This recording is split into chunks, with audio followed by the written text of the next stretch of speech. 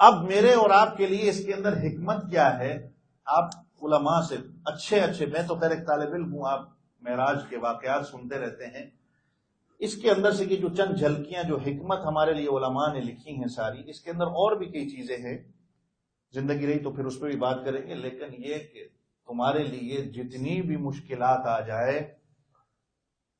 جتنا لمبا سفر بھی جو ہے وہ ایک السفر قطعۃ من العذاب، عذاب کا ٹکڑا ہے سفر، تو نماز نہیں چھوڑنی، کتنی بھی مشکلات آ جائے۔ اور باقی اس کے اندر یہ سارے سبق میرے اور آپ کے لیے کہ اپنے گھر والوں کے ساتھ آپ صلی اللہ علیہ وسلم کا جو رہنا سہنا ہے، آپ صلی اللہ علیہ وسلم کی دلداری کے لیے حضرت ابوبکر صدیق رضی اللہ عنہ جو ہیں، آپ صلی اللہ علیہ وسلم کے یہ سفر، جیسے میں گزشتہ جمعہ بھی کہہ رہا تھا کہ یہ ساری چیزوں سے ہمیں کچھ سبق ملتے ہیں۔ پریشانی ہر بندے کے اوپر آتی ہے، اور ان پریشانیوں سے دیکھیں اللہ کے رسول صلی اللہ علیہ وسلم کا یہ سفر جو ہوتا ہے،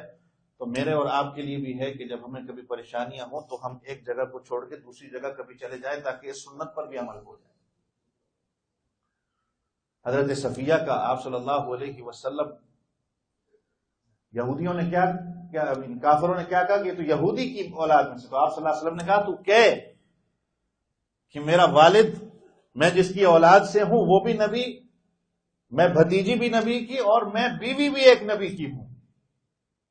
اور اس سے آپ صلی اللہ علیہ وسلم نے جو اپنے گھر والیوں کے ساتھ سلوک کرنے کا بتایا ہے کہ اپنے گھر والیوں کے ساتھ سلوک، اس لیے کہ آپ صلی اللہ علیہ وسلم نے فرمایا انا خیرکم لاہلی، میں اس لیے اچھا ہوں کہ میں اپنے گھر والوں کے ساتھ اچھا ہوں۔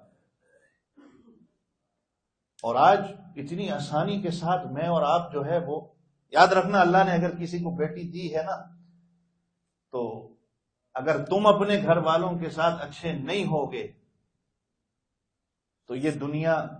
جو ہے نا مکافات عمل کی جگہ ہے، تمہاری بیٹیوں کے ساتھ بھی ایک دن آئے گا، وہی ہوگا جو تم نے کسی کی بیٹی کے ساتھ کیا ہے۔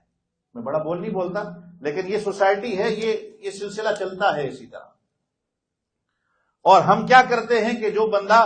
اپنی گرل فرینڈ کو اگر سوری بول دے، یا گرل فرینڈ والا ہو تو ہم کہتے ہیں یہ تو زبردست بندہ ہے، لیکن جو بیوی والا ہو، جو بیوی کے ساتھ یہ سارے سنت نبوی پر چلتا ہے، تو ہم اس کے اوپر ہنستے ہیں۔ وہاں تو کہہ دیتا ہے کہ حضرت یہ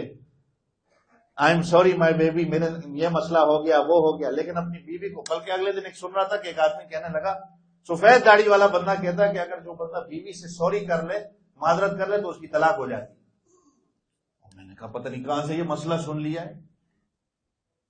کہ اگر کوئی بندہ اپنی بیگم سے معافی مانگ لے تو اس کی طلاق ہو جاتی ہے۔ تو خیر، آپ صلی اللہ علیہ وسلم کا یہ سفر معراج، اس کے اندر پھر آپ صلی اللہ علیہ وسلم کو جو یہ ساری چیزیں دکھائی جاتی ہیں، اس پہ ہم نے اصل اس کے اندر سے یہ اخذ کرنا ہے، کیا میرے اندر یہ بیماریاں ہیں؟ کیا میرے اندر سود کی بیماری ہے؟ کیا میں زکوٰۃ کے اندر سستی کر رہا ہوں؟ کیا میرے اندر نماز کی سستی ہے؟ کیا میرے اندر غیبت کی بیماری ہے، چغلی کی بیماری ہے، یا اللہ معاف کرے میرے اندر بے حیائی کی یہ بیماریاں ہیں؟ اصل چیز تو اس کے اندر سے یہ نکالنی ہے۔ ہم چل پڑے ہیں اس چیز کے اوپر کہ آیا 27 رجب کو ہی یہ ہوا کہ نہیں ہوا، وہ دن کون سا تھا، اس کا روزہ ہے نہیں ہے، اس کے اندر کنڈے پکانے ہیں نہیں پکانے، اس کے اندر میٹھی روٹی پکانی ہے نہیں، ہم ان چیزوں پہ لگے ہوئے ہیں۔ لیکن جو سفر سے آخذ کرنا تھا کہ یہ ساری چیزوں کا جو میرے اندر مسئلہ ہے کہ میں کم سے کم پہلے ان کو دور کروں۔ اور آپ صلی اللہ علیہ وسلم جو جنت دیکھتے ہیں، آپ صلی اللہ علیہ وسلم جو یہ ساری قبروں سے گزرتے ہیں، اور پھر اس کے بعد آپ صلی اللہ علیہ وسلم ایک ایک کر کے بتاتے ہیں کہ یہاں اس کو میں نے دیکھا کہ وہ یوں اس کی قبر سے خوشبو آ رہی، حضرت موسیٰ کو میں نے نماز پڑھتے دیکھا۔ یہ ساری چیزیں آپ صلی اللہ علیہ وسلم کو دودھ پیش کیا جاتا ہے، شراب پیش کی جاتی ہے، آپ صلی اللہ علیہ وسلم دودھ کو تناول کرتے ہیں۔ آپ صلی اللہ علیہ وسلم سے کہا جاتا ہے اگر آپ اس شراب کے پیالے کو لے لیتے تو آپ کی امت بہک جاتی، آپ کی امت فتنے اور فساد کے اندر مبتلا ہو جاتی۔ ہم بیٹھ کے اس کے اندر کبھی حکمت تلاش کریں، کبھی اپنے بزرگوں کی، میں نے آپ کو کہا نشر الطیب حضرت تھانوی رحمۃ اللہ علیہ کی سب سے پہلی کتاب جو انہوں نے لکھی سیرت پر، اسی کے اندر یہ سارے قیمتی موتی جو ہیں میرے اور آپ کے لیے ہیں۔